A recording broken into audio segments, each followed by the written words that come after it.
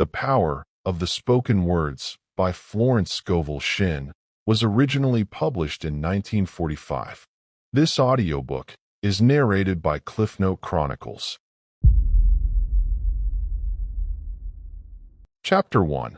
Weapons Ye Know Not Of. I have weapons ye know not of. I have ways ye know not of. I have channels ye know not of. Mysterious weapons, mysterious ways, mysterious channels.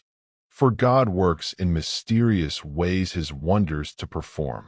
The trouble with most people is that they want to know the way and the channels beforehand. They want to tell Supreme Intelligence just how their prayers should be answered. They do not trust the wisdom and ingenuity of God. They pray, giving infinite intelligence definite directions how to work, thereby limiting the Holy One of Israel. Jesus Christ said, "When ye pray, believe ye have it." What could be more simple or direct? Become as a little child if you would enter the kingdom. We might paraphrase the scriptures and say, have the expectancy of a little child, and your prayers will be answered. A child waits with joyful expectancy for his toys at Christmas. I give the illustration of the little boy who asked for a drum for Christmas. The child does not lie awake at night agonizing over his drum wondering whether he will get it. He goes to bed and sleeps like a top. He jumps out of bed in the morning ready for the happy day before him. He looks with wonder at that which is before him. The grown-up person spends sleepless nights agonizing over his problem. Instead of a drum, he has spoken for a large sum of money. He can't think of any way it can come, and will it come on time? He will tell you he has perfect faith in God, but he would like to know more about the channel and how it is to be done. The answer comes, I have weapons ye know not of. My ways are ingenious, my methods are sure. Trust in me, commit your ways unto me. Committing your ways unto the Lord seems very difficult to most people. It means, of course, to follow intuition, for intuition is the magic path, the beeline to your demonstration. Intuition is a spiritual faculty above the intellect. It is this still small voice, commonly called a hunch, which says, "This is the way, walk ye in it." I refer to intuition very often for it is the most important part of spiritual development. It is divine guidance. It is the God within. It is the eye which watches over Israel and never slumbers or sleeps. With it, nothing is unimportant. Acknowledge me in all your ways, and I will make plain your path. Remember, despise not the day of small things, of seemingly unimportant events. It is very difficult for a person who has always followed the reasoning mind to suddenly follow intuition, especially people who have what they call regular habits. They are accustomed to doing the same thing every day at the same time. Meals like clockwork. They get up at a certain time and go to bed at a certain time. Any deviation upsets them. We have the power of choice. We may follow the magic path of intuition or the long and hard road of experience by following the reasoning mind. By following the superconscious, we attain the heights. In the intuition are the pictures of eternal youth and eternal life, where death itself is overcome. We have the power to impress the subconscious mind with the picture of eternal youth and eternal life. The subconscious, being simply power without direction, carries out the idea, and we have our bodies transmuted into the body which can never die. We see this idea partly expressed in the moving picture, The Lost Horizon. Shangri-La was a symbolic picture of the world of the wondrous, where all conditions are perfect. There is a spiritual prototype of your body and affairs. I call it the divine design, and this divine design is a perfect idea in your superconscious mind. Most people are far from expressing the divine idea of their bodies and affairs. They have stamped the contrary pictures of disease, old age, and death upon the subconscious, and it has carefully carried out their orders. Now we must give a new order. Let me now express the divine idea in my mind body, and affairs. If you will impress the subconscious by repeating this statement, you will be amazed at the changes which soon take place. You will be bombarded by new ideas and new ideals. A chemical change will take place in your body. Your environment will change for the better, for you are expanding rapidly into the divine plan, where all conditions are permanently perfect. Lift up your heads, ye gates, and be ye lifted up, ye everlasting doors, and the King of glory shall come in. Who is this King of glory? The Lord, or Law, strong and mighty. The Lord mighty in battle. Now remember, the Bible is talking about thoughts and states of consciousness. Here is a picture of the perfect ideas of the superconscious mind rushing into your conscious mind. Gates and doors are lifted up, and the King of glory comes in. Who is this King of glory? The Lord strong and mighty. The Lord mighty in battle. This King of glory has weapons ye know not of, and puts to flight the army of the aliens, the negative thoughts entrenched in your consciousness for countless ages. These negative thoughts have always defeated the manifestation of your heart's desire. They are the thought forms which you have built up in your subconscious by constantly thinking the same thoughts. You have built up a fixed idea that life is hard and filled with disappointments. You will meet these thoughts as concrete experiences in life, for out of the imaginations of the heart come the issues of life. My ways are ways of pleasantness. We should all build up in consciousness a picture of peace, harmony, and beauty, and someday it will push itself into visibility. The divine idea of your life often flashes across your consciousness as something too good to be true. Very few people fulfill their destinies. Destiny means the place you were destined to fill. We are fully equipped for the divine plan of our lives. We are more than equal to every situation. If we could get the realization back of these words, doors would fly open and channels be cleared. We could actually hear the hum of divine activity, for we would be linked with infinite intelligence which knows no defeat. Opportunities would come to us from unexpected quarters. Divine activity would operate in and through all our affairs, and the divine idea would come to pass. God is love, but God is law. If ye love me, keep my commandments, or laws. Dr. Ernest Wilson told me that his first knowledge of truth came through reading Emerson's Concentration. Concentration means loving absorption. We see children lovingly absorbed in their play. We can only be a success in a line which interests us greatly. Great inventors are never bored with their work, or they would not bring forth great inventions. Never try to force a child to be something he does not want to be. He will only prove a failure. The first start toward success is to be glad you are yourself. So many people are bored by themselves.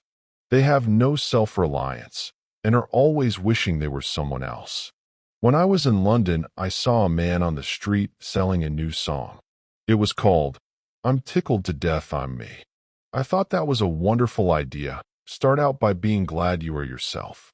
Then you can expand rapidly into the divine plan of your life where you fulfill your destiny. You may be sure that the divine plan of your life will give you perfect satisfaction. You will no longer envy anyone. People often become impatient and discouraged. I was inspired by reading in the paper about Omaha, the famous racehorse. The article said, Omaha has to run a mile before he gets into his stride.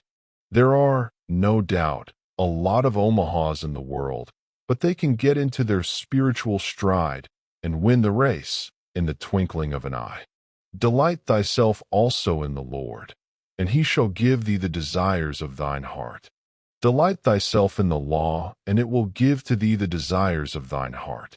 Delighting yourself in the law means to enjoy making a demonstration.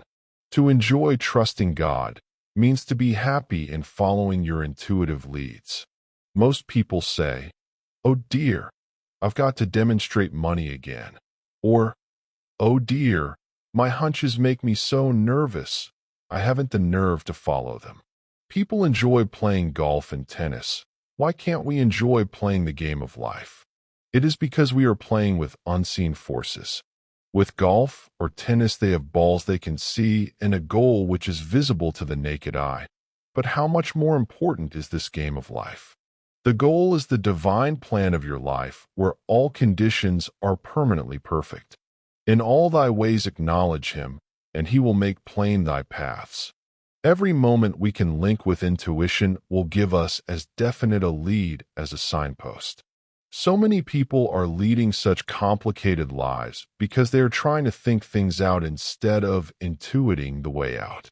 I know a woman who says she has a thorough knowledge of truth and its application, but the minute she has a problem, she reasons and weighs and measures the situation. It is never solved. Intuition flies out of the window when reason comes to the door. Intuition is a spiritual faculty, the superconscious, and never explains itself. There came a voice before me, saying, "This is the way, walk ye in it." Someone asked me if the reasoning mind was ever any good. The reasoning mind must be redeemed. Trust in spiritual law, and it will be given you. Your part is to be a good receiver. Prepare for your blessing. Rejoice and give thanks, and it will come to pass. I have weapons ye know not of. I have ways which will astound you. Chapter 2. I give unto you power. God's gift to man is power, power and dominion over all created things, his mind, his body, and affairs. All unhappiness comes from lack of power. Man imagines himself weak and the victim of circumstances, claiming that conditions over which he had no control caused his defeat. Man by himself is indeed a victim of circumstances, but linked with God power all things are possible. Through a knowledge of metaphysics, we are discovering how this can be done. By your word you contact this power. Then, miraculously, every burden is lifted and every battle is won. Life and death are in the power of the tongue. Watch your words with all diligence. You are continually reaping the fruits of your words.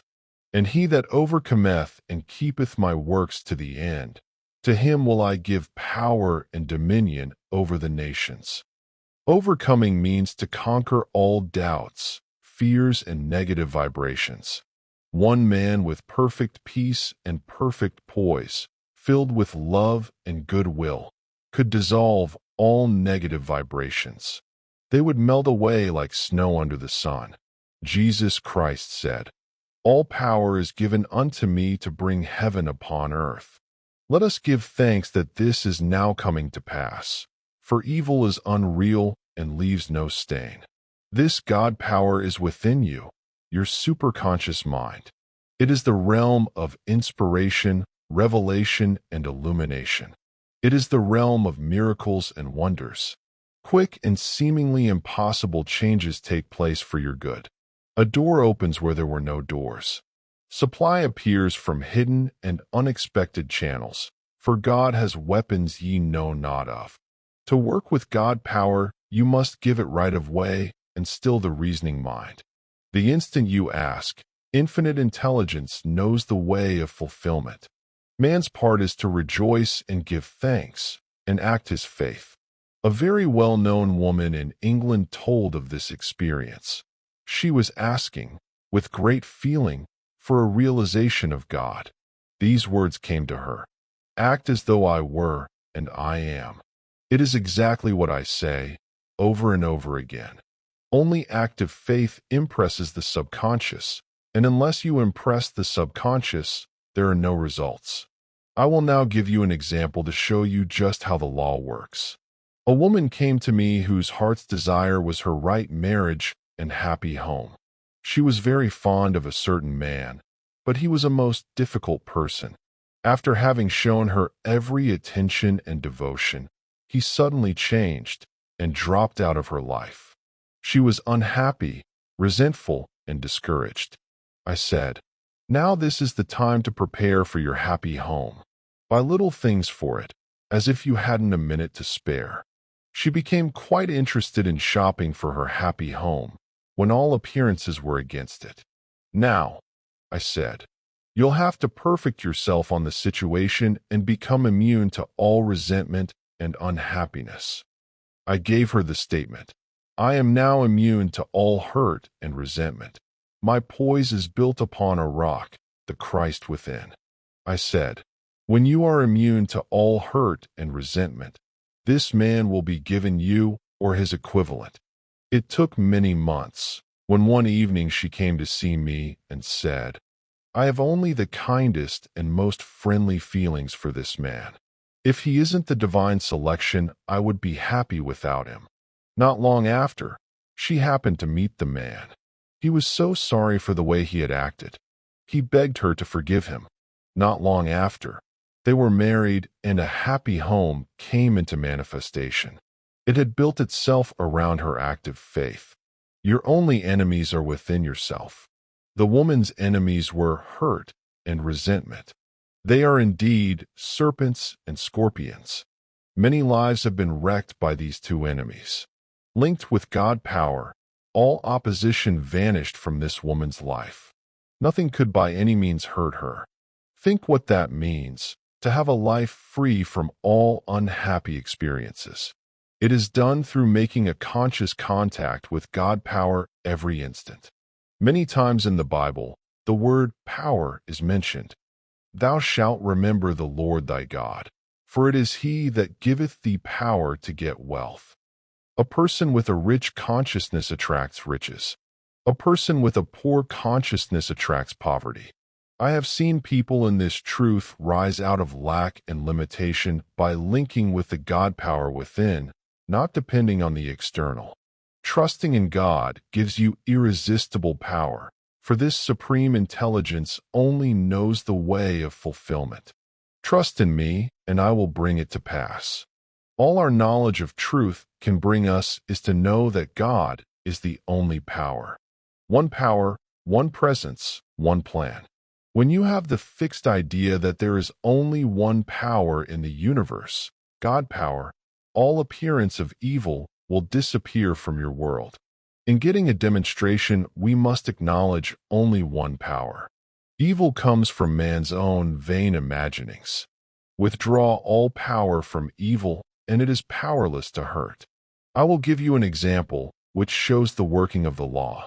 I was in a restaurant with a friend who spilled something on her dress. She was sure it would leave a stain. I said, we'll give it a treatment. I made the statement, evil is unreal and leaves no stain.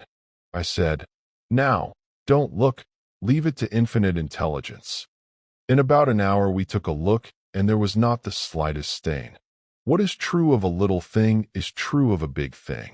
You can use this statement for past misfortunes or mistakes, and somehow or other, under grace, the effects will disappear. They will leave no stain. Many people are using personal power instead of God power, which always brings unhappy reaction. Personal power means forcing personal will. I will give the example of a woman I knew a long time ago.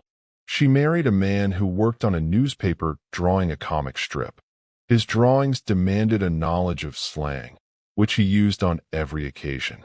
She decided he should cultivate his mind and read the classics. They moved to a college town so that he could go to college. She insisted upon his going to college. He resisted a little at first, then he grew to like it. Soon he was steeped in the classics. He wouldn't talk anything but Plato and Aristotle. He wanted the food cooked the way they cooked, and eat the simple food they ate. Her life had become a nightmare. After that, she never tried to change people. The only person to change is yourself. As you change, all the conditions around you will change. People will change. When you are undisturbed by a situation, it falls away of its own weight. Your life is outpictured by the sum total of your subconscious beliefs. Wherever you go, you take these conditions with you. I am strong in the Lord and the power of his might. I am backed by unnumbered hosts of power. Power means dominion, and dominion means control. Man controls conditions by a knowledge of spiritual law. Suppose your problem is lack or limitation. Your urgent need is supply. Link with this God power within and give thanks for your immediate supply. If you are too close to the situation, if you are filled with doubts and fears, go to a practitioner for help, someone to see clearly for you. A man told me while at a truth center at Pittsburgh he heard people talking about me, and he said, "Who in heck is Florence Scovel Shinn?" Someone replied, "Oh, she wrote The Game of Life. If you write to her, she'll get you a miracle." He said he promptly wrote to me and got a demonstration. Jesus Christ said, "When two of you agree, it shall be done." Do not hesitate to ask for help if you cannot see clearly you're good. Jesus Christ saw clearly for the people he healed. He did not tell them to heal themselves. Of course, you can reach the state where you do not need any help. When you have the fixed idea that God's power is the only power and that God's plan is the only plan. We cannot take blessings from infinite intelligence. They must be given us. Man's part is to be a grateful receiver. "Behold, I give unto you power to tread on serpents and scorpions, and over all the power of the enemy, and nothing shall by any means hurt you. Thou madest him to have dominion over the works of thy hands, and hath put all things under his feet, all sheep and oxen, yea, and the beasts of the fields." This is God's idea of man, but man's idea of himself is one of limitation and failure. It is only in a big moment that man seems to rise to his power and dominion. It isn't until we face a situation of lack that we suddenly express the power which has already been given us. I have known people who are usually nervous and anxious to become poised and powerful when confronted by a big situation. Hear, O Israel, ye have no need to fight. Stand ye still and see the salvation of the Lord. People often ask, what does it mean to stand still, to do nothing at all? Standing still means to keep your poise. I said to a man who was tense and anxious, "Take it easy and see the salvation of the Lord." He replied, that has helped me a lot. Most people are trying too hard. They carry their burdens and fight their battles and are therefore always in a turmoil and never get what we call a demonstration. Stand aside and see the salvation of the Lord. We might paraphrase the scriptures and say, "Hear, O Israel, you will never win this battle by fighting. Leave it entirely to me, and it will be given you." Following the magic path of intuition, you escape all complications and friction and make a beeline to your demonstration. Remember, we are told not to despise the day of small things. It is a great mistake to think that anything is unimportant. I was going to a shop to buy 2 articles. In my vicinity are 2 shops, an expensive one and one where all the things are a little cheaper, but the articles are exactly the same. The reasoning mind said, go to the cheaper place, but intuition said, go to the expensive place. Of course, I followed that magic path. I told the clerk what I wanted. He said, the 2 articles are today sold for the price of one, because they are advertising one of the products. So intuition led me to the right place and price. The difference in price was only about 50 cents, but intuition always looks after our interests. If I had been trying to get something cheap, I would have gone to the other shop and paid twice as much. Learn from the little things, and you will be ready to handle the big things. Studying closely the scriptures, we find God's gift to man is power. The things and conditions automatically follow. God gives man power to get well. He gives man power over the elements. He gives man power to heal sickness and to cast out devils. They that wait upon the Lord shall renew their strength. They shall mount up with wings and eagles. They shall run and not be weary, and shall walk and not faint. Let us realize that this invincible power is within reach of all. Whosoever calleth on the name of the Lord shall be delivered. So we find the word links man with omnipotence. This supreme intelligence is more than equal to lifting every burden and fighting every battle. All power is given unto me to bring my heaven upon my earth. Chapter 3. Be strong, fear not. Be strong, fear not. Fear is man's only adversary. You face defeat whenever you are fearful. Fear of lack, fear of failure, fear of loss, fear of personality, fear of criticism. Fear robs you of all power, for you have lost your contact with the universal powerhouse. Why are ye fearful, O ye of little faith? Fear is inverted faith. It is faith turned upside down. When you are fearful, you begin to attract the thing you fear. You are magnetizing it. You are hypnotized by the race thought when you are afraid. Daniel was undisturbed because he knew his God was stronger than the lions. His God made the lions as harmless as kittens. So walk up to your lion as quickly as possible and see for yourself. Perhaps all your life you've been running away from some particular lion. It has made your life miserable and your hair gray.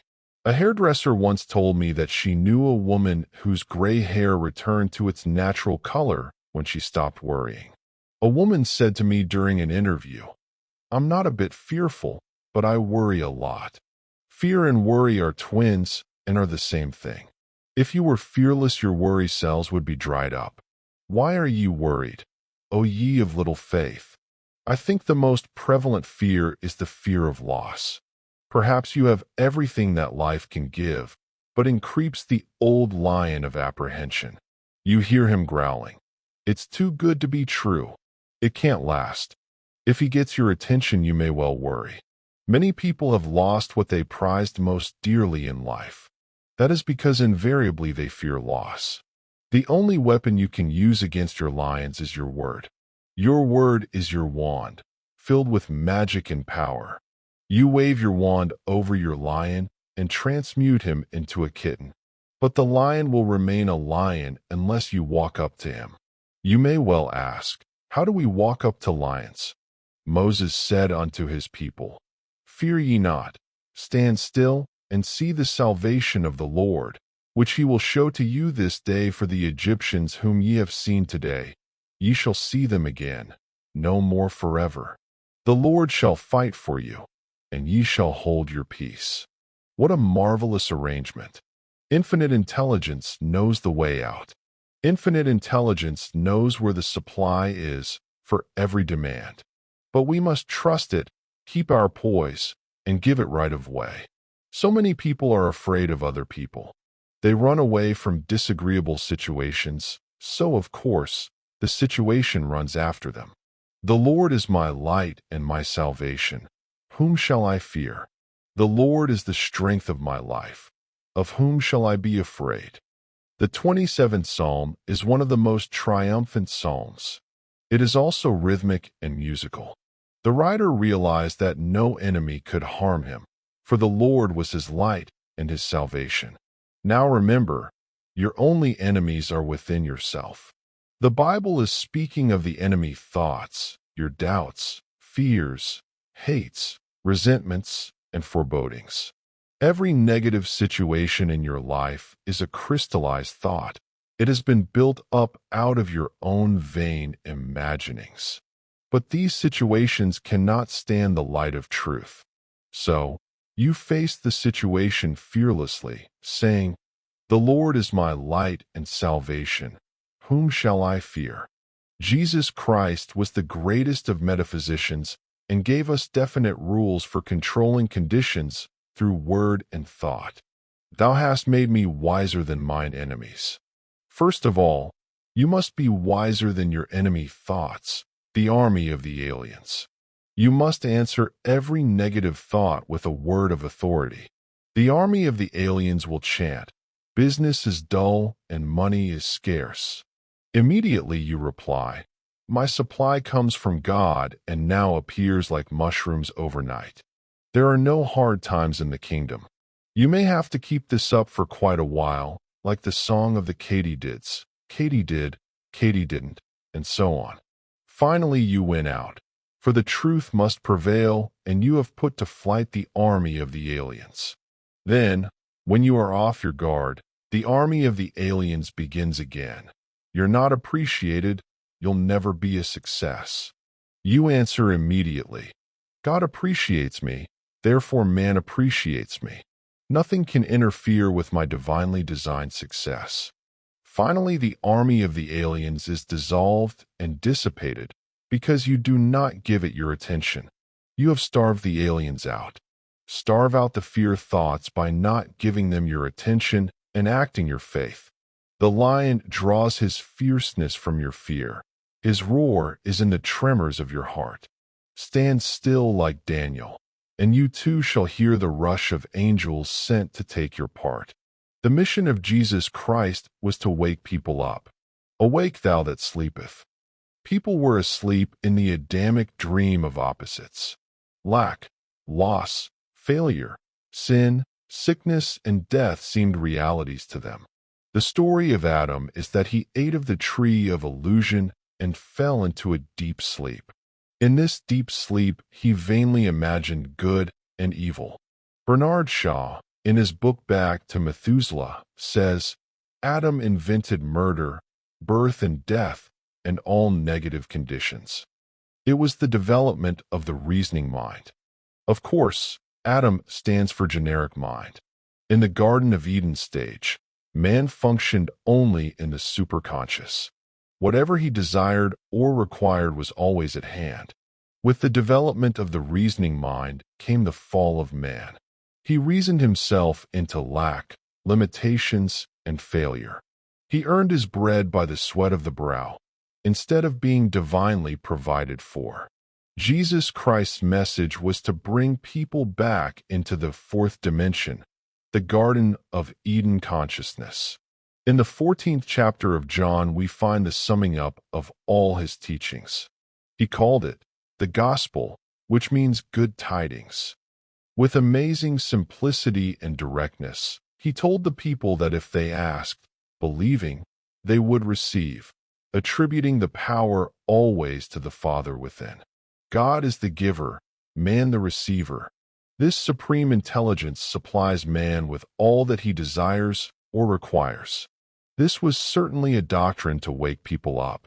He proved his statements with miracles and wonders. One of the most dramatic miracles was the healing of the man who had been blind from birth. The opponents of Jesus questioned the man, hoping to find something against him. But the man would only say, "One thing I know, whereas I was blind, now I can see." This is a marvelous statement to make to yourself. Whereas I was blind, now I can see. Perhaps you were blind to your good, blind to your opportunities, blind to your intuitive leads, blind to appearances, mistaking friends for enemies. When you are awake to your good, you know there are no enemies, for God utilizes every person and situation for your good. Hindrances are friendly and obstacles stepping stones.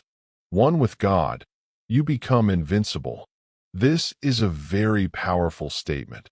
God's invincible power sweeps all before it. I ride the waves into my promised land. Riding the waves, they take you to your destination, free from the undertow of negative thinking, which would pull you down. Your thoughts and desires are always taking you somewhere. Prentice Mulford says, "The persistent purpose, that strong desire, that never-ceasing longing, is a seed in the mind. It is rooted there, it is alive. It never stops growing. There is a wonderful law involved in it. This law, when known, followed out, and trusted, leads every individual to mighty and beautiful results. The law followed with our eyes open leads to more and more happiness in life, but followed blindly with our eyes shut leads to misery. This means that desire is a tremendous vibratory force and must be rightly directed. Take this statement: I only desire that which infinite intelligence desires through me. I claim that which is mine by divine right, and under grace in a perfect way. You will then cease desiring the wrong things, and the right desires will take their place. Your dreary desires are answered drearily. Your impatient desires are long delayed or violently fulfilled. It is important never to lose sight of this.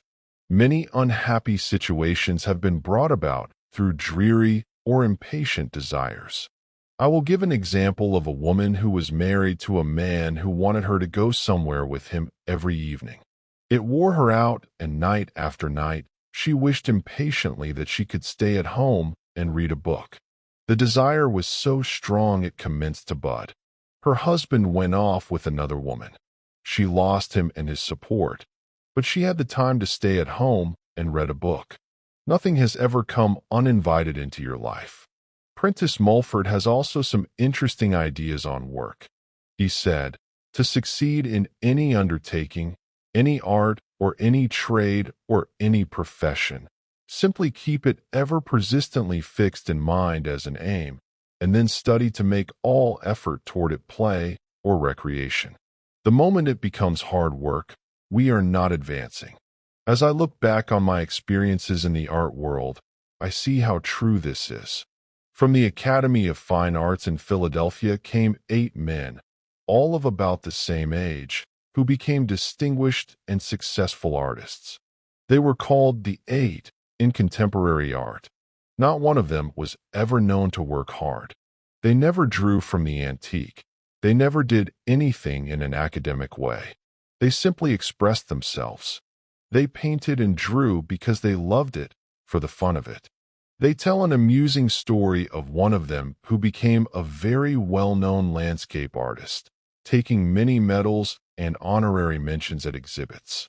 He had a one-man show in New York City at one of the big galleries and was seated reading a paper. An enthusiastic woman rushed up to him and said, "Can you tell me anything about the wonderful man who painted these adorable pictures?" He replied, "Sure, I'm the guy that painted the damn things." He painted for fun. He didn't care whether people liked his pictures or not. Whereas I was blind, now I can see my right work, my perfect self-expression. Whereas I was blind, now I can see clearly and distinctly the divine plan of my life. Whereas I was blind, now I can see that God's power is the only power and that God's plan is the only plan. The race thought is still with a belief in insecurity. Awake, thou that sleepeth. God is your eternal security of mind, body, and affairs. Let not your heart be troubled, neither be afraid. If you were wide awake to your good, you could not be troubled and fearful. Waking up to the truth that there is no loss, lack, or failure in the kingdom of reality. Loss, lack, and failure would disappear from your life. They come from your own vain imaginings. The following is an example illustrating the working of the law. A number of years ago, when I was in London, I bought a wonderful fountain pen at Asprey's. It was Japanese and was called a Namike pen. It was quite expensive, and they gave me with it a guarantee that it would last 30 years. I was very much impressed, because every summer, on the 5th of August, they wrote me asking how the pen was getting along. One might have thought I had bought a horse. It was no ordinary pen and was very satisfactory. I always carried it with me, and one day I lost it.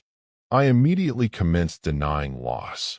I said, "There is no loss in divine mind. Therefore I cannot lose the Namike pen. It will be restored to me or its equivalent." No shops that I knew of in New York City carried these pens, and London was a long way off, but I was charged with divine confidence. I couldn't lose the Namike pen. One day, going along Fifth Avenue in a bus, my eye caught a sign on a shop for the fraction of a second. It seemed to stand out in the light. It read, "Oriental Craft Shop." I had never heard of it, but I had a strong hunch to go in and ask for a Namike pen. I got off the bus and went into the shop and asked. The saleswoman replied, "Why, yes, we have quite an assortment. They have just been reduced to $2.50. I praised the Lord and gave thanks. I bought 3 and told the above story at one of my meetings. They were soon sold out as people rushed to get them. This was certainly an amazing working of the law, but I was wide awake to my good. I did not let any grass grow under my intuitive lead. The truth student knows he must prove the principle in his everyday affairs. Acknowledge me in all your ways, and I will direct your paths. Verily, verily, I say unto you, he that believeth on me, the works that I do, he shall do also, and greater works than these shall he do, because I go unto my Father. What wonderful faith Jesus Christ had in man! He held the vision of the race to come, the man made in God's likeness and image, imagination. And whatsoever ye shall ask in my name, that will I do, that the Father may be glorified in the Son. If ye shall ask anything in my name, I will do it. He explained to the people that they were under a system of gifts. God was the giver, man the receiver. Believest thou not that I am in the Father, and the Father in me? The words that I speak unto you, I speak not of myself, but the Father that dwelleth in me, he doeth the works. He told people to seek the kingdom, the realm of perfect ideas, where all things would be added unto them. He woke them up. Whereas I was blind, now I can see. There is nothing to fear, for there is no power to hurt. I see clearly before me the open road of fulfillment. There are no obstacles on my pathway. Thou madest him to have dominion over the works of thy hand. Thou hast put all things under his feet. Psalm 8, verse 6. Chapter 4. The Glory of the Lord. In the dictionary, I find the word glory defined as radiance, splendor. Mine eyes have seen the radiance of the Lord. That means the law in action. We cannot see God, for God is principle, power, the supreme intelligence within us, but what we see are the proofs of God. Prove thou me herewith, saith the Lord of hosts, if I will not open the windows of heaven, and pour you out a blessing, so great, there be not room enough to receive it. We prove God by directing God power and trusting in it to do the work. Every time we get a demonstration, we have proved God. If you have not received the desires of the heart, you have asked amiss. That is, you have not prayed aright. You receive your answer in the same way in which you sent out your demand. Your dreary desires are answered drearily. Your impatient desires are long delayed or violently fulfilled. Suppose you are resenting lack and limitation and living in poor surroundings. You say with great feeling, I want to live in a big house with beautiful surroundings. Sooner or later, you may find yourself a caretaker in a big and beautiful house, but you have no share in this opulence. This idea came to me as I was passing Andrew Carnegie's house and grounds on Fifth Avenue. It was all closed and the entrance and windows boarded up. There was just one window open in the basement. This is where the caretaker lived.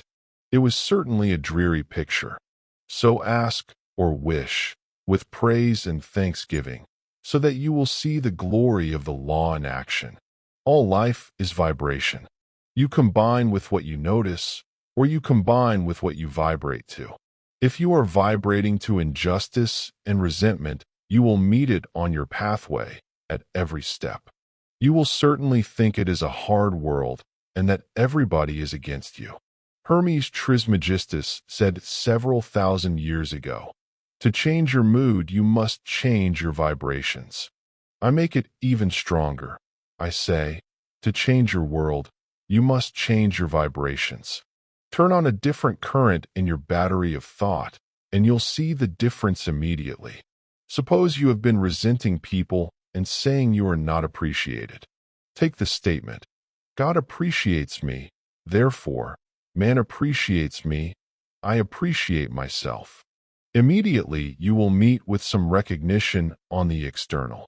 You are now a master workman, and your tools are your words. Be sure you are building constructively, according to the divine plan. Judge Troward said, man is a distributor of God power. He does not create this force. We find in Hebrews, what is man that thou art mindful of him, and the son of man that thou visitest him? Thou madest him a little lower than the angels, and hath crowned him with glory and honor. Thou madest him to have dominion over the works of thy hands. Thou hast put all things under his feet. Thou hast put all things under our understanding. We are now coming into an understanding age. We no longer have the faith of peasants. We have understanding faith. Solomon said, "With all you're getting, get understanding. Understanding of the working of spiritual law, so that we distribute this power within us in a constructive way. The law of laws is to do unto others as you would be done by. For whatever you send out comes back, and what you do to others will be done to you." So, the woman who refrains from criticizing saves herself from criticism. Critical people are always being criticized. They are living in that vibration. They also have rheumatism, for acid thoughts produce acid in the blood, which causes pain in the joints. I read an article in the newspaper. It said a physician had had a peculiar experience with one of his patients. The woman had boils every time her mother-in-law paid her a visit. There is nothing peculiar in this, as she was boiling within. How many times we have heard people say they were in a boiling rage, so the boils appeared on her body. This does not include all mothers-in-law. I have known some very wonderful ones who have brought only peace and harmony with them. Skin trouble shows that someone has got under your skin. You have been irritated or angered. Here we see again that man gives direction to this God power through himself. Vibrative to this power, all things are under his feet. All sheep and oxen, yea, the beasts of the field, the fowl of the air and the fish of the sea, whatsoever passes through the paths of the seas. What a picture of power and dominion for man. Man has power and dominion over the elements. We should be able to rebuke the wind and the waves. We should be able to put an end to drought. I read in the paper that the people in a certain drought district were requested not to sing. It ain't going to rain no more. Knowing something of metaphysics, they realized the power of negative words. They felt it had something to do with the drought. We should be able to stop floods and epidemics. For man is given power and dominion over all created things. Every time we get a demonstration, we are proving our power and dominion. We must be lifted up in consciousness for the King of Glory to come in. As we read the statement, "If thine eye be single, thy whole body shall be full of light." We seem flooded with an inner radiance. The single eye means to see good only, to be undisturbed by appearances of evil. As Jesus Christ said, "Judge not by appearances, judge righteous, right, judgment." There is an occult law of indifference. Jesus Christ knew this law. None of these things move me. None of these things disturb me. We might say in our modern language, selfishness and personal will bring defeat and failure. Unless the Lord builds the house, they labor in vain who build it. The imaging faculty is a creative faculty, and your fear pictures will appear on the external, the result of your own distorted imagination. With the single eye, man sees only the truth. He sees through evil, knowing out of it comes good. He transmutes injustice into justice and disarms his seeming enemies by sending goodwill. He is now backed by unnumbered hosts of power. For the single eye sees only victory. We read in mythology of the Cyclops, a race of giants said to have inhabited Sicily. These giants had only one eye in the middle of the forehead. The seat of the imaging faculty is situated in the forehead between the eyes, so these fabled giants came from this idea. You are indeed a giant when you have the single eye. Jesus Christ, the greatest of all teachers, reiterated, "Now is the appointed time. Today is the day of your salvation." A few days ago, I saw a motion picture which showed the futility of trying to live in or bring back the past. It is a French picture and is called Life Dances On. It is the story of a woman who, when 16, had gone to her first ball. She is now a widow of about 35. She had married for money and had never known happiness. When burning old papers, she came across a faded dance program. On it were the names of 6 men she had danced with at the ball. Each had sworn to love her all his life. As she sits with the program in her hands, the memory of the ball is pictured on the screen, a scene of loveliness, the dancers almost floating to the strains of an entrancing waltz. Her life is now empty, and she decides to recover her lost youth by finding out what had become of the men whose names were on the program. A friend who is with her says, "You cannot recapture your lost youth. If you go back, you lose the things of today." However, she goes in search of them, and with all comes disillusion. One did not remember her at all. When she said, "Don't you remember me? I am Christine," he replied, "Christine who?" Some of them were living sordid lives.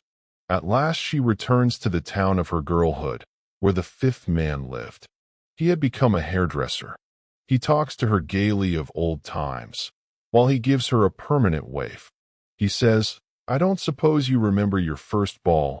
It was right here in this town, and tonight there will be a dance in the same place. Do come with me. It will remind you of the old days."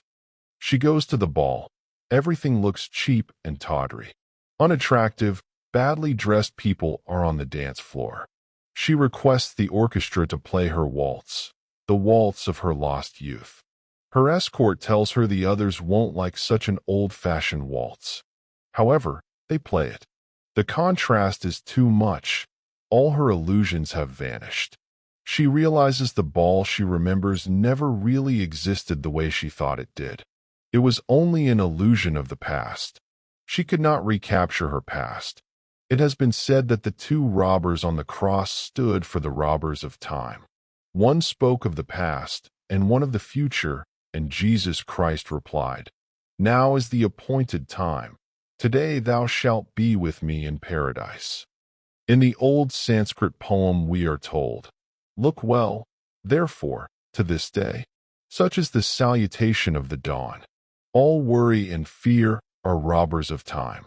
The occult law underlying indifference is one of the most profound, for it contains the attainment of a state of consciousness in which the outer world of sensation has no influence upon the action of the mind, and it can therefore be in complete attunement with the divine mind. Most people's lives are a succession of disturbances, lack, loss, limitation, mothers-in-law, landlords, debt, or injustice. This world was popularly known as a vale of tears. People were all mixed up in their own affairs, fighting their battles and carrying their burdens. If a man judges by appearances, he finds himself in an arena most of the time. The arena of adverse conditions and facing lions of lack and limitation. If thine eye be evil, if you are imaging adverse conditions, thy whole body shall be full of darkness. If, therefore, the light that is in thee be darkness, how great is that darkness? The light of the body is the inner eye or imaging faculty. If therefore thine eye be single, you are seeing only one power, one plan, and one planner. Your body and affairs will be full of light. See yourself, daily, bathed in the light of the Christ. This inner radiance is invincible power and dissolves anything not divinely planned. It dissolves all appearance of disease, lack, loss, or limitation. It dissolves adverse conditions or any weapon that is formed against you. Chapter 5. Peace and Prosperity. Peace be within thy walls and prosperity within thy palaces. In this statement from the 122nd Psalm, we find that peace and prosperity go hand in hand. People who are manifesting the appearance of lack are in a state of fear and confusion. They are not wide awake to their good and misleads and opportunities. A peaceful person is a wide-awake person. He sees clearly and acts quickly. He never misses a trick. I have seen people discordant and unhappy change completely. I will give an example in order to prove the working of the law. A woman came to me in a state of abject sorrow. She looked the part. Her eyes were blurred from constant weeping. Her face was haggard and drawn. The man she loved had left her, and she was certainly the most demagnetized creature I had ever seen. I noticed the shape of her face, large eyes, far apart, and a pointed chin. For many years I was an artist, and have got into the habit of looking at people from an artist's standpoint. As I looked at this forlorn creature, I thought, her face has the modeling of a Botticelli. I often see Rembrandts, Sir Joshua Reynolds, etc., in people I meet. I spoke the word for this woman and gave her my book, The Game of Life and How to Play It. A week or two afterwards, in walked a very dashing person. Her eyes were beautiful, and she was very pretty. I thought, her face has the modeling of a Botticelli. Suddenly I realized it was the same woman. She was happy and carefree. What had happened? Our talk and the book had brought her peace. Peace be within your walls. Your walls are your consciousness. Jesus Christ emphasized peace and rest. Come to me, all ye that are weary and heavy laden, and I will give you rest. He was speaking of the Christ within, your superconscious mind, where there are no burdens and no battles. The doubts and fears and negative pictures are in the subconscious. When I was returning from California some years ago, I came in an airplane. In the high altitudes, I had a queer detached feeling. In that high altitude, we are at peace with ourselves and with the whole world. In the high altitudes, the fields are always white with the harvest. Only the emotions keep you from reaping your harvest of success, happiness, and abundance. We read in the Bible, I will restore to you the years the locusts have eaten. We might well paraphrase it and say, I will restore to you the years the emotions have ruined. People are rocked with doubts and fears, bringing failure, unhappiness, and disease. I read in a daily paper that the laws of the mind are being generally recognized and understood. It has been found that the fear of failure is the greatest of all fears, and at least 75% of those examined psychologically have this failure fear. Of course, this may refer to failure of health, failure in business, finances, love, success, etc. Other important fears are fear of the dark, fear of being alone, fear of animals.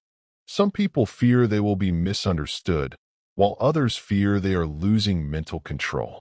Constant and continued fear affects the glands, interferes with digestion, and is usually associated with distressing nervous symptoms.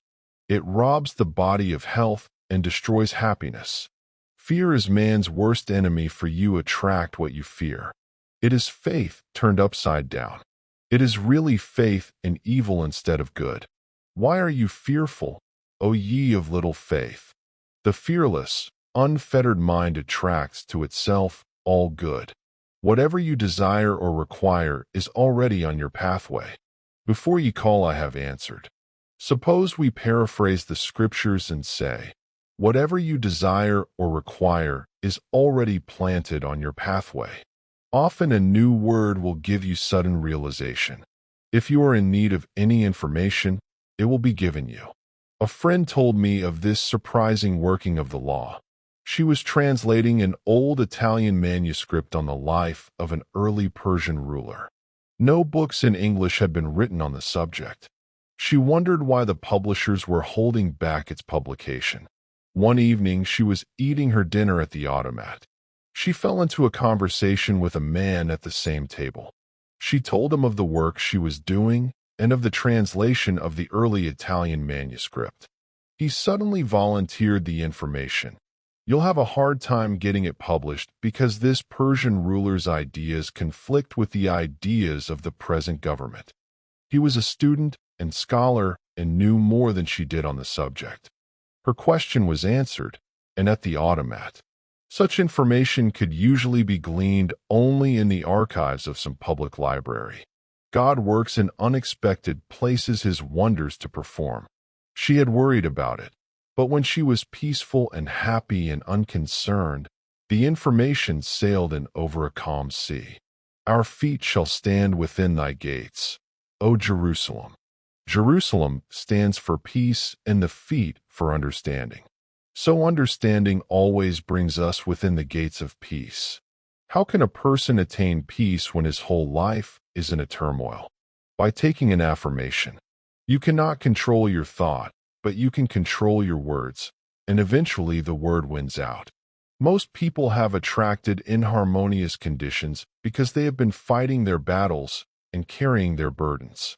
We must learn to get out of God's way so that He can harmonize or adjust the situation. The word harmonize is a very good one, for I have seen crooked places made straight and adjustments made that no human mind could have thought of. All that the kingdom affords is yours, if you will give infinite intelligence right of way, for it has already supplied a lavish supply for every demand. But it must be fully trusted. If you doubt or fear, you lose your contact with this supreme force. So if you are filled with doubts and fears, it is necessary to do something to show your faith. Faith without works or action is dead. Active faith impresses the subconscious with expectancy, and you keep your contact with universal intelligence. Just as Wall Street watches the market, we must watch our faith market. Often the faith market is down. Sometimes it goes down and down until a crash comes, some unhappy situation which we could have prevented. We realize we followed reason instead of intuition. A woman told me how she had several definite leads not to follow a certain course.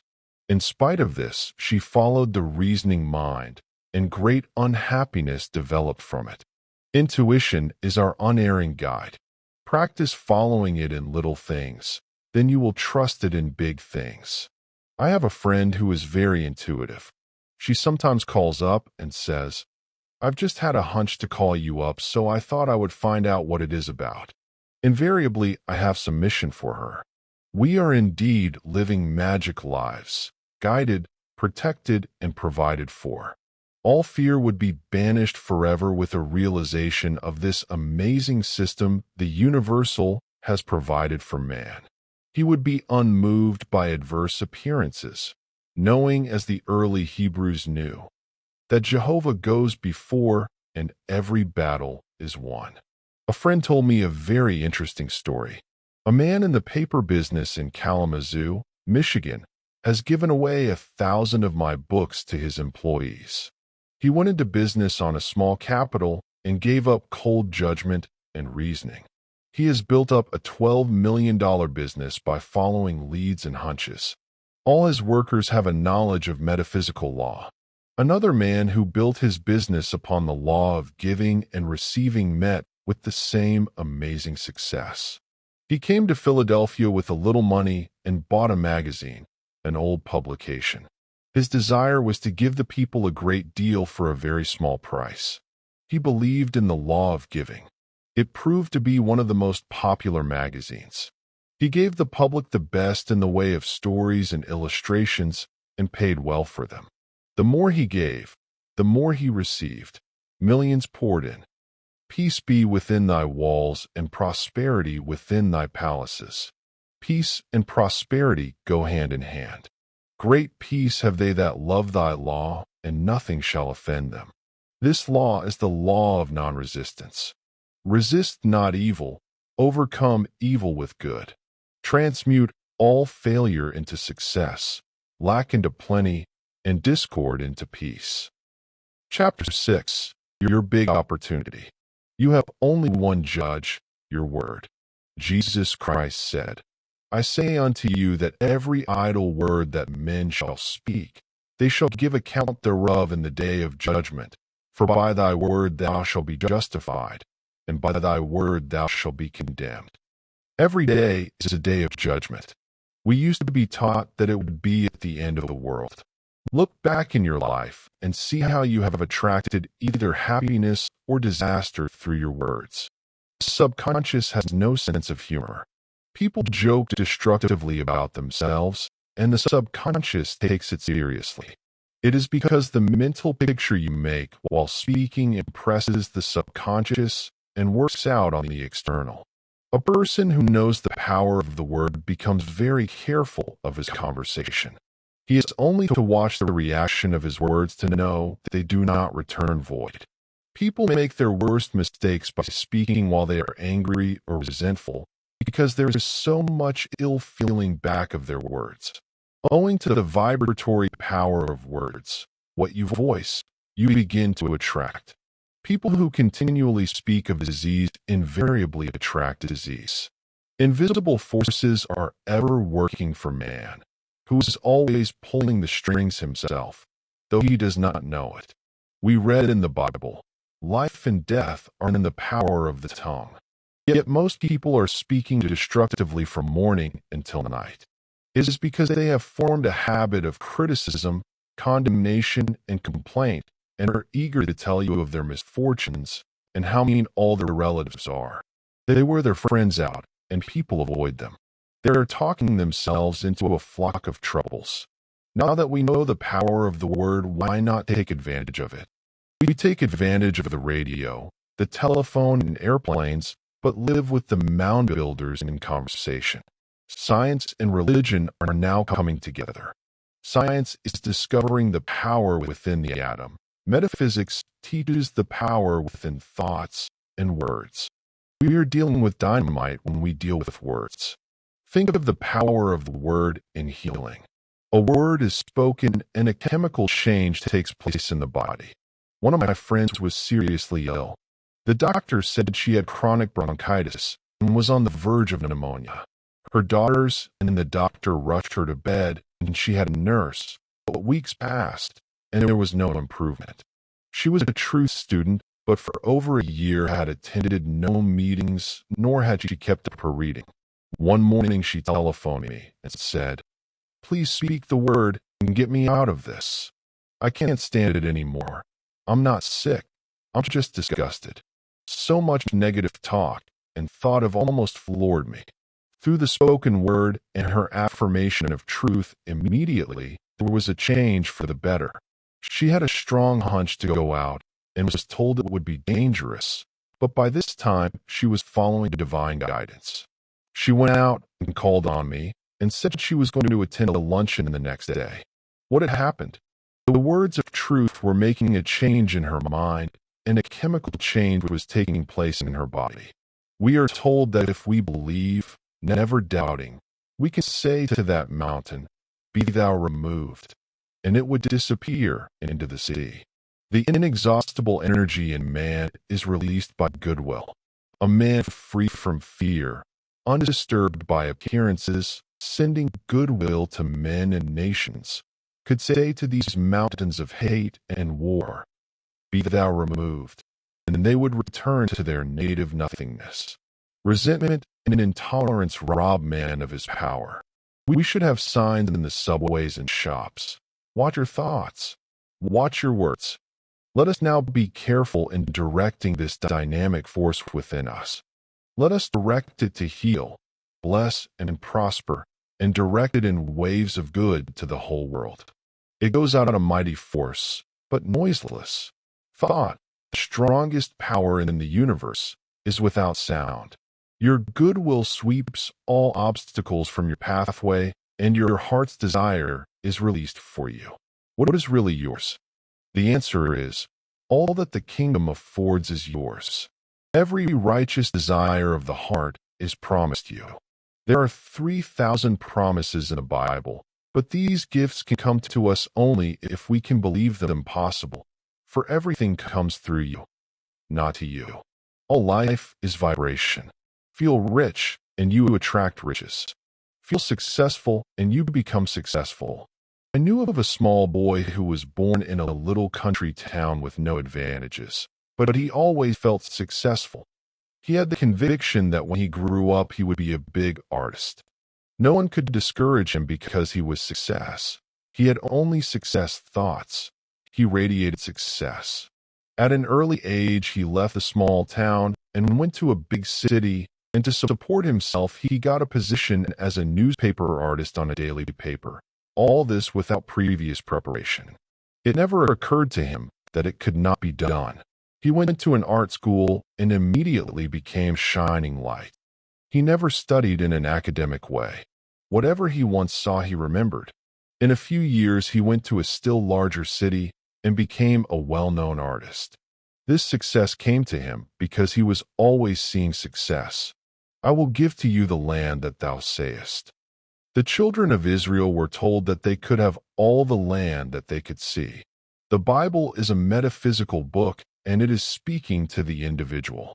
This minute, it says to each one of us, I will give to you the land that thou seest.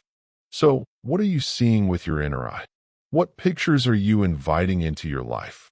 The imaging faculty has been called the scissors of the mind. If you have failure thoughts, reverse the thought with a success thought. This sounds easy enough to do, but when a failure thought has become a habit, it takes eternal vigilance to dislodge it. That is when a powerful affirmation is needed. You cannot always control your thought, but you can control your word, and eventually the word impresses the subconscious and wins out. If you are in a negative state of mind, just take the statement, I look with wonder at that which is before me. It creates an expectancy of something wonderful, and something wonderful will come to you. Cultivate the feeling that miracles and wonders are coming to pass. Cultivate a success expectancy. Very few people bring into life what is rightfully theirs. They live on the outskirts of their heart's desire. It always seems too good to be true. To the person spiritually awake, nothing is too good to be true. If you want to hear people talking who are still asleep in the Adamic dream, go to a hairdresser's establishment. The Adamic dream is the illusion of opposites. Adam fell into a deep sleep having eaten of the tree of illusion. Of course, Adam stands for generic man, the race man. The race man vainly imagined loss, lack, failure, sin, sickness, and death. The awakened man knows only one power, God, and one condition, good. But now we will return to the beauty parlor. The following is an exact quotation and a good example of what one hears.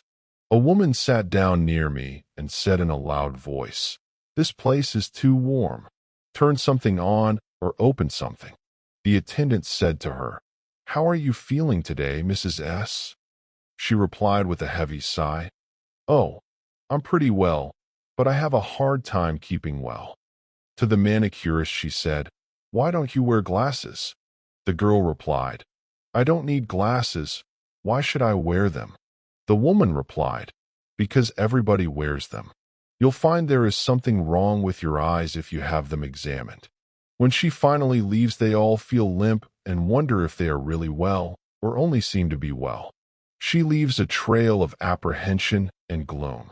This is a sample of what one hears from nearly every booth, the way most people talk. It is appalling when one knows the power of the word and what they are attracting, for they are nearly all describing illnesses or operations. You combine with what you notice, so do not describe anything destructive, for you begin to combine with it. What is really yours? The blessings you bring to yourself through your spoken or silent word, the things you see with your inner eye. Only your doubts, fears, and resentments keep your good from you. If you hate or resent a situation, you have fastened it to you, for you attract what you fear or dislike. For example, someone has been unjust to you, and you are filled with wrath and resentment. You cannot forgive that person.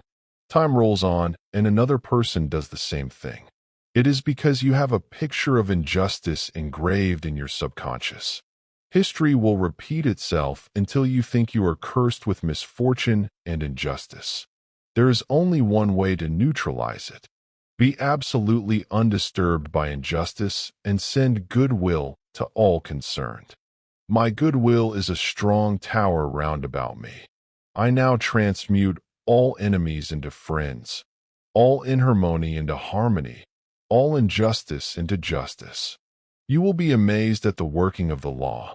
One student brought harmony out of chaos in her business affairs by that statement. Do not look back and hash over hard times, or you will be drawn back into these conditions. Give thanks for the dawn of a new day. You must be immune to all discouragement and adverse appearances. All that you desire or require is already on your pathway, but you must be wide awake to your good to bring it into manifestation. After making statements of truth, you suddenly have a flash of realization. You suddenly feel yourself in a new environment. You feel old negative conditions falling away. I once said to a woman, "The walls of lack and delay now crumble away, and you enter your promised land under grace."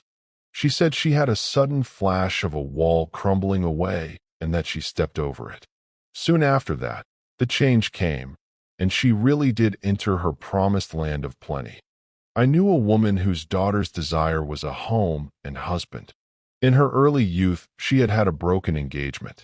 Whenever a possible marriage appeared on the horizon, she became frantic with fear and apprehension, picturing vividly another disappointment, and she had several. Her mother came to me to speak the word for her right marriage, divinely designed, which could not be interfered with. During the interview, the mother said continually, "Poor Nellie, poor Nellie." I said, "Do not call your daughter poor Nellie again. You are helping her to be demagnetized. Call her lucky Nellie, fortunate Nellie, for you must have faith that God now gives to her the desires of her heart." The mother and daughter persisted in making their affirmations. She has now fulfilled her destiny, for she is Mrs. Nellie, the demon of fear dissolved forever. There are wonderful statements in the Bible referring to the breaking down of negative thought forms. The power of the Spirit is mighty, even unto the pulling down of strongholds. The human mind is helpless to cope with these negative thoughts. The victory is won by the God within, the superconscious mind. Brethren, whatsoever things are true, whatsoever things are honest, whatsoever things are just, whatsoever things are pure, whatsoever things are lovely, whatsoever things are of good report, if there be any virtue, and there be any praise, think on these things. Philippians 4 verse 8. If people obeyed this, general conversation would come to a standstill for a while, until people learned to talk about constructive things. Chapter 7. In nothing be anxious. All through the Bible we are told not to be anxious, not to be fearful, not to hoard or save, because an invisible power is at man's command to supply every need. But we were told that it would not work unless we believed in it. If thou canst believe in this God power, all things are then possible. It is difficult for man to believe in this power, because he has had a right training in unbelief. "I'll believe only what I can see" was supposed to be the height of wisdom. We lived in a world of externals, where we thought everything just happened. We did not know that back of every happening was a cause, that we, ourselves, started in motion the machinery which produced good or evil in our pathway. We did not know that words and thoughts are a form of dynamite and should be handled carefully, with wisdom and understanding. We hurled out into the ethers words of anger, resentment, or self-pity, then wondered why life was so hard. Why not experiment with faith? Trust this invisible God power, and in nothing be anxious, but in everything by prayer and thanksgiving, let your requests be made known unto God. Could anything be more simple or direct? Anxiety and habit have become habits. The old thought forms you have built up in the subconscious hang on like barnacles on an ocean liner. But the ocean liner is put in dry dock once in a while to have the barnacles scraped off. So, your mental barnacles will have to go through the same process. The dry dock is a big situation. I know of a woman who had been a coward all her life, particularly about finances. She worried all the time about money. She came into this truth, realized how she had limited herself, and suddenly made the giant swing into faith. She commenced to trust God and not the external for her supply. She followed her intuitive leads about spending. If any of her clothes made her feel poor, she would discard them at once, getting something new to make her feel rich. She had very little money, but gave 1/10, a tithe, to good works. She was winding herself up into a new vibration. Very soon, things commenced to change on the external. A woman, on whom she had no claim, who was merely an old friend of her family, left her $1,000. A few months later, another 1,000 came in. Then a big door opened for her supply, and many thousands came in. She had tapped her invisible supply from the bank of the universal. She had looked to God only for her supply, then the channels opened. The point I am bringing out is that she had lost all anxiety about money matters. She had established in her subconscious the firm conviction that her supply came from God, and it never failed. Man is an instrument for infinite intelligence to work through. It will express through him as success, happiness, abundance, health, and perfect self-expression, unless fear and anxiety make a short circuit. If we want examples of fearless faith, go to the circus. The circus people perform seemingly impossible feats because they think they can and see themselves doing it. Faith means that you can see yourself receiving all these things that you desire. I will give to thee the land that thou sayest. You can never do a thing you cannot see yourself doing, or fill a place you cannot see yourself filling. Not visualizing, making a mental picture. This is a mental process and often brings wrong and limited results. It must be a spiritual realization, a feeling that you are already there. Be in its vibration. I was very much impressed with the story of a great football player who was the greatest all-round athlete in the world, who trained in a hammock. One day he was lying there drowsing in the sun, and the trainer came up to him with tears streaming down his face and said, "Jim, for the love of Mike and your country, won't you get up and out of that hammock and do something?" Jim opened one eye and said, "I was just thinking about that. I was going to send for you." "Good," said the trainer. "What do you want me to do?" "First," said Jim, "I want you to mark off 25 feet there on the ground." The trainer did so. "Then what?" said the trainer. "That's all," said Jim, and he closed his eyes and swung happily. After at least 5 minutes, he opened them and looked at the marks for a few seconds, and then closed his eyes again. "What's the idea?" yelled the trainer. "What are you doing?" Jim looked at him reproachfully and replied, "I'm practicing the broad jump."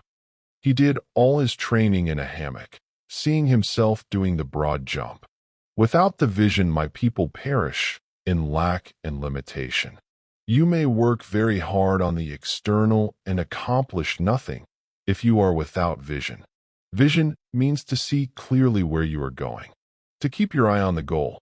All men who have accomplished big things have done this.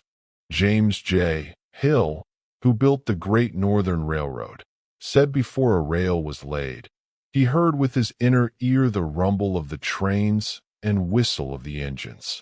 He had many obstacles to overcome, but his vision was so clear, it possessed him. One thing in his favor was that his wife believed in him. It is said that it takes two to make a dream come true. Henry Ford, speaking of his mother-in-law, said she was a fine woman. She believed in me.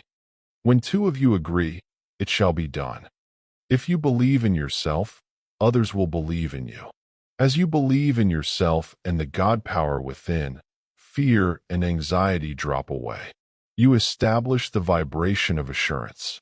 This is true of an intuitive person. Every move is made under divine guidance, and he never violates a hunch. Therefore, he is always in his right place at the right time. However, it often takes great courage to follow intuition. It takes a Viking, who is unafraid, to sail in unknown seas. Claude Bragdon says, "To live intuitively is to live fourth-dimensionally." The magic path leads you out of the land of Egypt, out of the house of bondage. It is invaluable in business. Never submit a hunch to someone on the reasoning plane. Those who have ears to hear, let them hear their intuitive leads, and give instant obedience. Whatsoever thou wilt ask of God, God will give it thee. This is true of each one. But if we have not received all the blessings of life, we have neglected to ask, or have not asked aright. The Bible is teaching spiritual law, and we must study and use it from every angle in order to set the great machinery of asking and receiving in motion. Every machine must be greased and oiled to be kept in good working order. Active faith and expectancy keep the machine of asking and receiving in perfect order. The following are some of the lubricants which keep it working. When ye pray, believe ye have it. In nothing be anxious. Stand ye still, and see the salvation of the Lord. Do not limit the Holy One of Israel.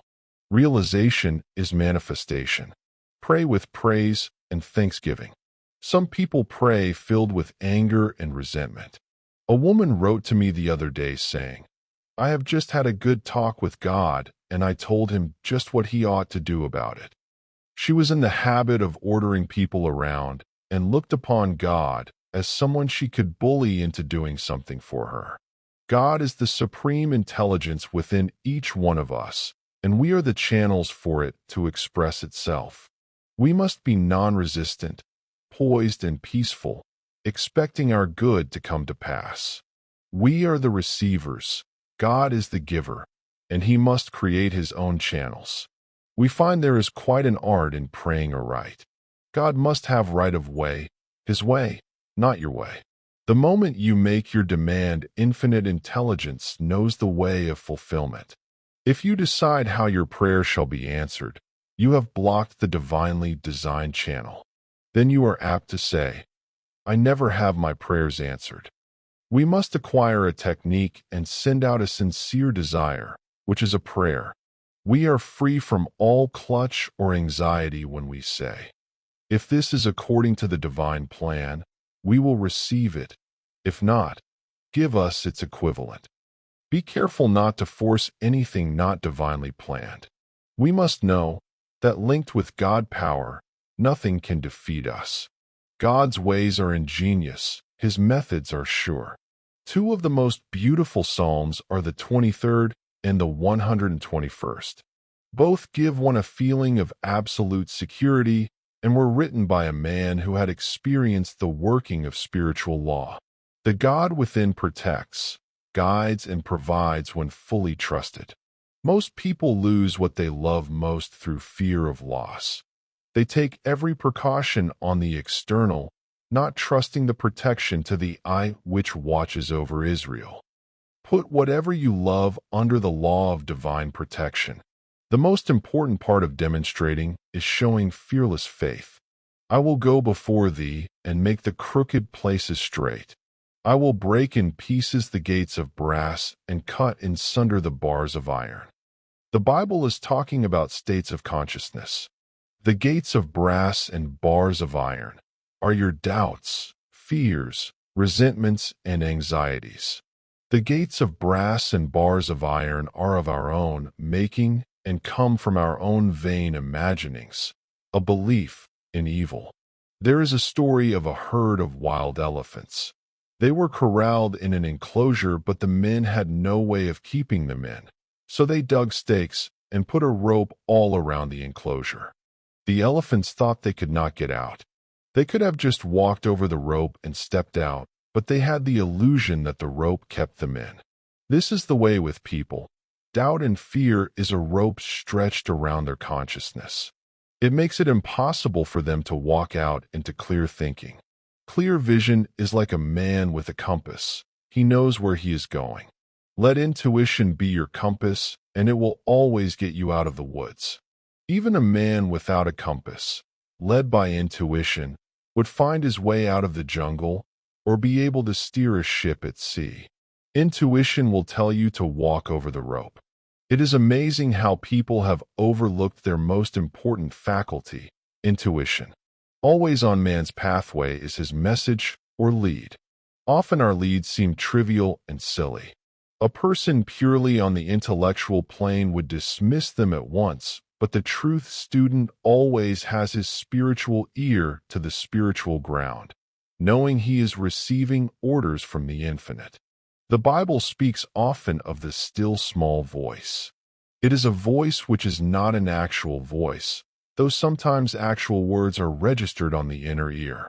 When we ask for guidance and lay aside the reasoning mind, we are tapping the universal supply of all knowledge. Anything necessary for you to know will be revealed to you. Some people are naturally intuitive and are always in contact with universal intelligence, but by taking an affirmation, we make a conscious contact. Prayer is telephoning to God, and intuition is God telephoning to you. Many people have a busy wire when God telephones and they don't get the message. Your wire is busy when you are discouraged, angry, or resentful. You've heard the expression, "I was so mad I couldn't see straight." We might add, "I was so mad I couldn't hear straight." Your negative emotions drown out the voice of intuition. When you are discouraged, angry, or resentful, is the time to make a statement of truth in order to get out of the woods of despair and limitation. For whosoever calleth on the name of the Lord shall be delivered. There is a way out. Reveal to me the way. We must stop planning, plotting, and scheming and let infinite intelligence solve the problem in its own way. God's power is subtle, silent, and irresistible. It levels mountains and fills in valleys and knows no defeat. Our part is to prepare for our blessings and follow our intuitive leads. We now give infinite intelligence right of way. Chapter 8. Fearlessness. Why are ye fearful, O ye of little faith? All through the Bible, man is told not to be afraid. Fear is man's only enemy. It is faith turned upside down. Jesus Christ said, "Why are ye fearful, O ye of little faith?" If you can only believe, all things are possible. Linked with God power, man is invincible. The story of Jehoshaphat is the story of the individual. So often he seems outnumbered by adverse appearances, but he hears the same voice of the infinite saying, "Be not afraid or dismayed by reason of this great multitude, for the battle is not yours, but God's." Jehoshaphat and his army were even told that they would not need to fight the battle. Set yourselves, stand ye still, and see the salvation of the Lord, for the battle was God's, not theirs. Jehoshaphat appointed singers unto the Lord to praise the beauty of holiness as they went out before the army, saying, "Praise the Lord, for his mercy endureth forever." When they came toward the watchtower in the wilderness, they looked toward the multitude, and behold, they were dead. The enemy had destroyed itself. There was nothing to fight. The Bible is talking about states of consciousness. Your enemies are your doubts and fears, your criticisms and your resentments. Every negative thought is an enemy. You may be outnumbered by adverse appearances, but be not afraid or dismayed by reason of this great multitude, for the battle is not yours, but God's. As we follow closely the story of Jehoshaphat, we see he advanced making an affirmation. Praise the Lord, his mercy endureth forever. He had nothing to say about the enemy or his own lack of strength. He was giving the Lord his full attention, and when he commenced to sing and praise, the Lord placed ambushments against his enemies, and they were smitten. When you make your statements of truth, your enemy thoughts are vanquished, dissolved, and dissipated. Therefore, all adverse appearances disappear. When Jehoshaphat and his army came toward the watchtower in the wilderness, they looked into the multitude, and behold, they were dead. The watchtower in the wilderness is your high state of consciousness, your fearless faith, your place of safety. There you rise above all adverse conditions, and God's battle is won.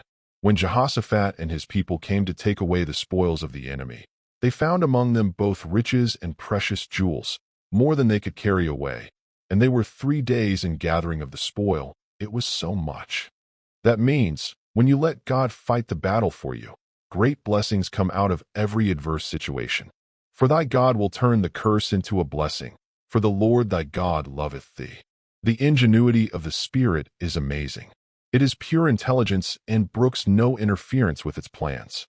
It is very difficult for the average person to stand still, which means keep your poise and let infinite intelligence run the situation.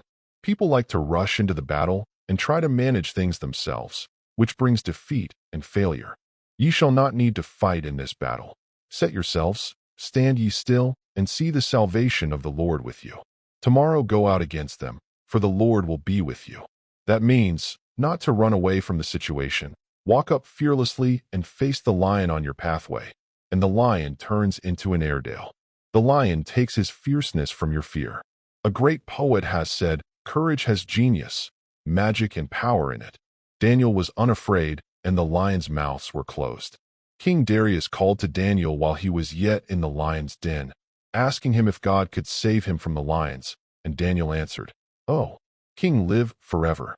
My God hath sent his angels and shut the lions' mouths that they have not hurt me."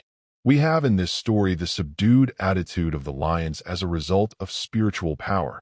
The entire group changed from ferocity to docility, and Daniel looking away from the beasts to the light and might of spirit, which saved him completely from the lions. Scarcely a day passes without some sort of lion appearing on man's pathway. The lions of lack, limitation, fear, injustice, dread, or forebodings. Immediately walk up to the situation of which you are afraid. If you run away from it, it will always be right at your heels. Many people lose the things they prize or love because they are continually fearing their loss. They do everything possible on the external to ensure protection, but back of it all is the devastating picture of fear. In order to hold the things you prize and love, you must know that they are divinely protected. Therefore, nothing can harm them. I give the example of a woman who was very fond of a man who was good-looking and popular with women. She decided to prevent his meeting one particular woman of her acquaintance because she was sure the woman would make every effort to cut her out, to use a slang expression. One evening she went to the theater, and there he was with the woman.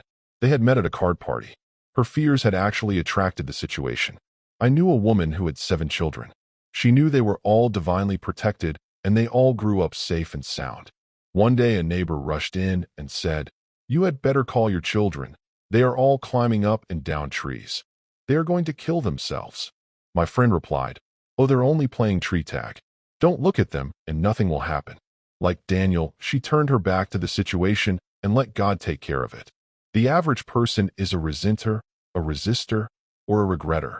They resent people they know and people they don't know. They resist everything from daylight saving up. They regret what they did or what they didn't do. It is very wearing to be with these people. They exhaust all their friends.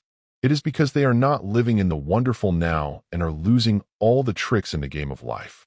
It is heaven to be unafraid and to live fully in the now. That is, to be fearless in using what we have, knowing back of us is the abundance of the spheres to draw upon. We know that fearless faith and the spoken word release this supply. The power of the word was known in Egypt thousands of years ago. We read in the Bible, "Behold, I make all things new." By our words of truth, we can make new our minds, bodies, and affairs. When all fear is obliterated, we live magic lives. Like Jehoshaphat, we go forward fearlessly singing, "Praise the Lord, his mercy endureth forever." In our watchtower of high consciousness, we stand still and see the salvation of the Lord. Christianity is founded on faith. Faith gives one a sublime assurance of one's good. One may be surrounded by adverse appearances, but this sublime assurance impresses the subconscious mind, and a way opens for the manifestation of health, wealth, and happiness. There is an endless, invisible supply for every man. Before we called, we were answered. This supply is waiting to be released by faith and the spoken word. We find that Jesus Christ taught an exact science. At the World's Fair, there was a panorama of New York City in the Edison building. At dusk, when the city was being lighted up, the buildings showed a myriad of lights. The man explaining the exhibit said, "The city is lighted by the power of electricity at the turn of a switch, the turn of a hand." Edison was the man who had faith in the laws of electricity. He knew what could be done with it if it were harnessed and directed. It seemed to have intelligence of its own. He created a dynamo through which it would work, after years of patience and loving absorption in his work.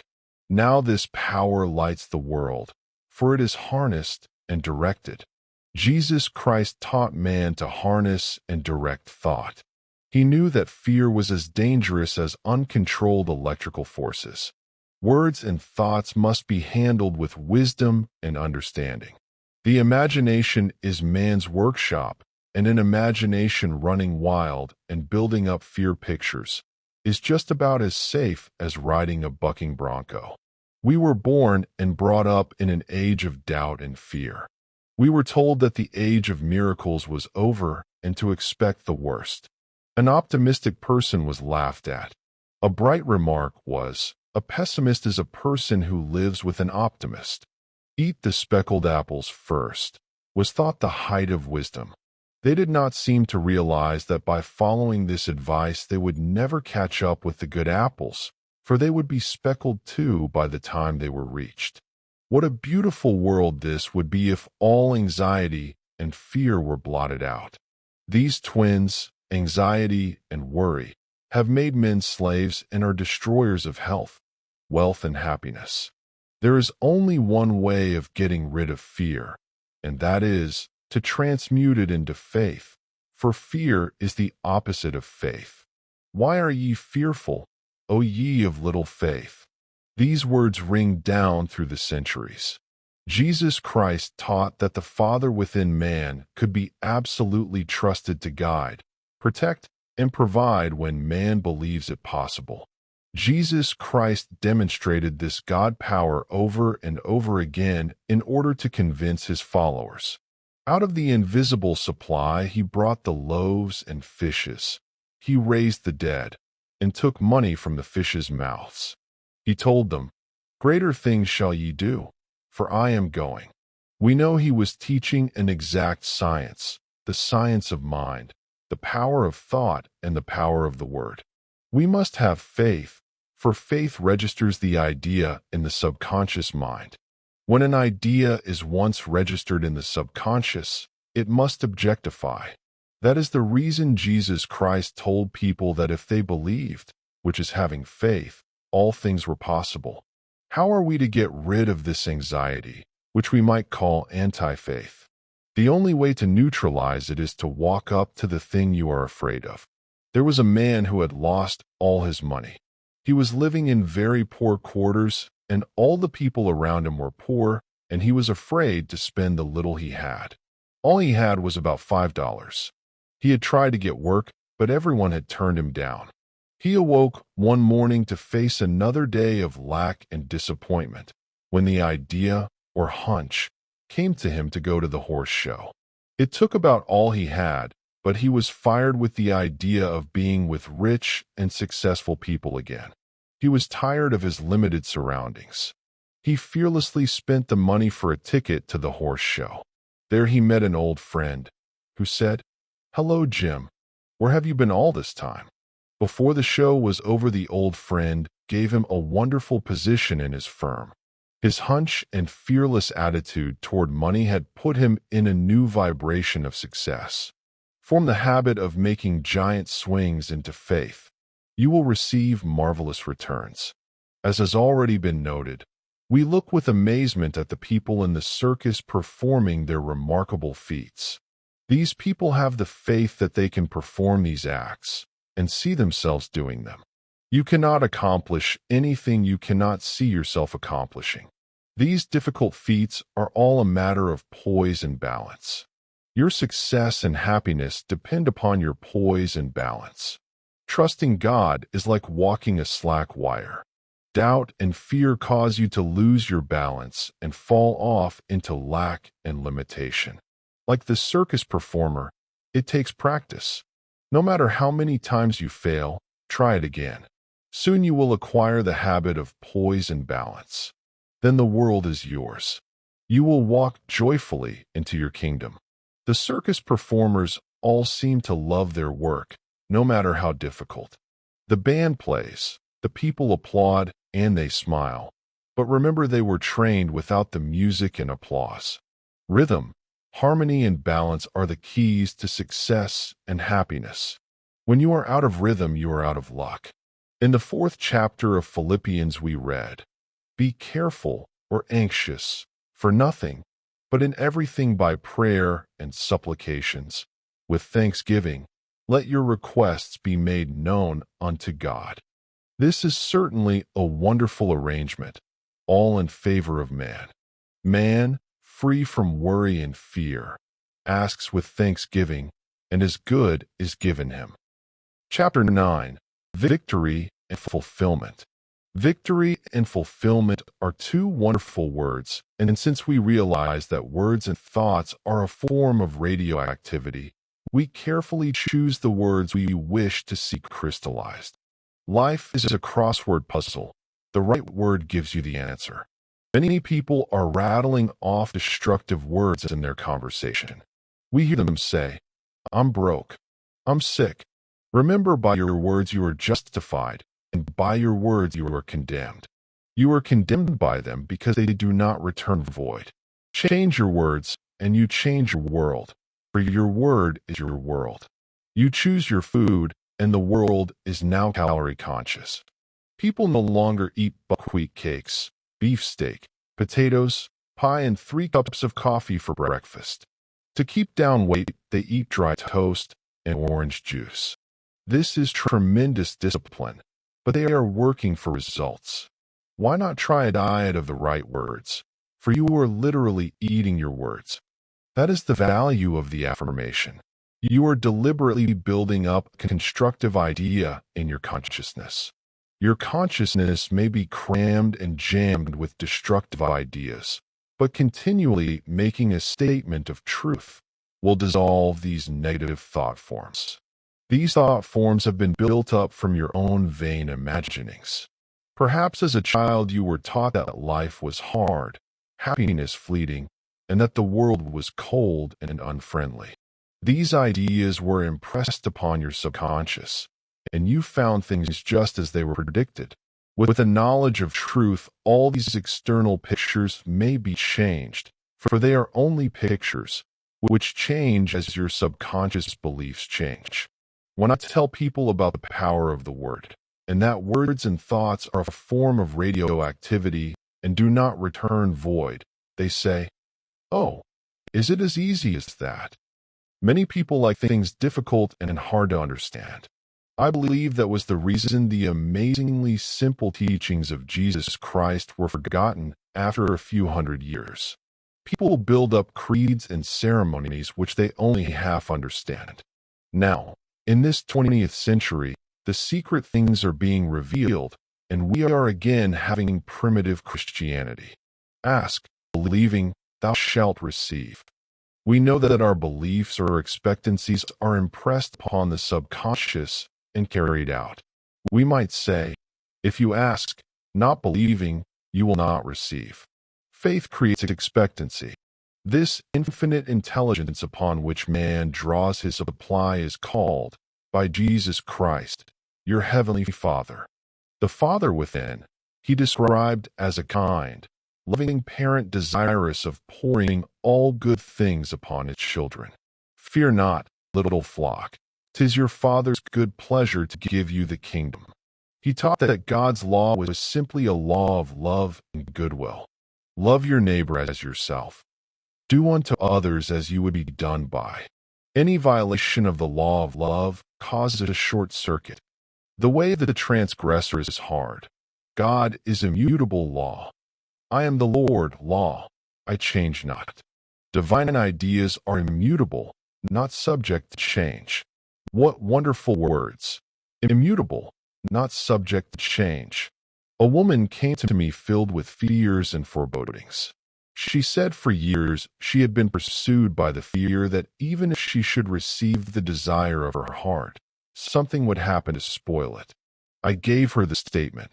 The divine plan of your life is a perfect idea in divine mind, incorruptible and indestructible, and cannot be spoiled in any way. A great load was lifted from her consciousness. For the first time in years, she had a feeling of joy and freedom. Know the truth, and the truth gives you a sense of freedom. Soon, then comes the actual freedom on the external. This supreme intelligence is what man becomes one with when he speaks the word. This supreme intelligence awaits man's direction, but it must have right of way. It must not be limited. Divine activity in your body brings health. There is only one disease, congestion, and one cure, circulation. Congestion and stagnation are the same thing. People say they have got into a rut. A new idea will take them out of a rut. We must get out of the rut of negative thinking. The word enthusiasm in the dictionary is defined to be inspired or possessed by a god. Enthusiasm is divine fire and kindles enthusiasm in others. To be a good salesman, you must be enthusiastic about the articles you are selling. If you are bored with your business or uninterested, the fires go out and no one else will be interested. A woman came to me for success in business. She said, "I have a shop, but it is usually empty. I do not bother to open it until late in the day. What's the use?" I replied, "There is indeed no use so long as you feel the way you do. You are keeping people away. Become enthusiastic over what you have to sell. Be enthusiastic about yourself. Be enthusiastic about the God power within you. Get up early to open your shop and be ready for the big crowd." By this time, she was all wound up with divine expectancy. She dashed down to her shop as early as possible, and people were waiting outside and poured in all day. People often say to me, "Treat my business." I say, "No, I will treat you, for you are your business." Your quality of thought penetrates every article for sale and all the conditions connected with it. Jesus Christ was divinely enthusiastic about the message he had to bring to the Father within each man. He was enthusiastic about faith. He told the people that whatsoever they ask in his name would be given them. It was a message of asking and receiving. He told them just how to comply with spiritual law. Ask, believing, thou shalt receive. When ye pray, believe ye have it. Why are ye fearful, O ye of little faith? After 2,000 years, his divine fire is rekindled in the consciousness of all truth students. We are having a Christian renaissance, a new birth, a revival of Christianity.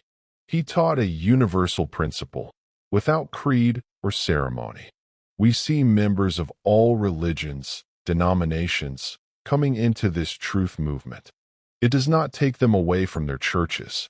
In fact, many clergymen are now teaching what the metaphysicians are teaching. For Jesus Christ is the greatest of all metaphysicians, because he proved his principles and brought miracles to pass. He sent forth his disciples to preach the gospel and heal the sick. For about 300 years his message survived. Then his divine fire was lost, and the words, "Be thou healed," were no longer spoken. Creed and ceremony took their place. Now we see people flocking to these truth centers to be healed, blessed, and prospered. They have learned to pray aright and have understanding faith. A woman told me of an answered prayer.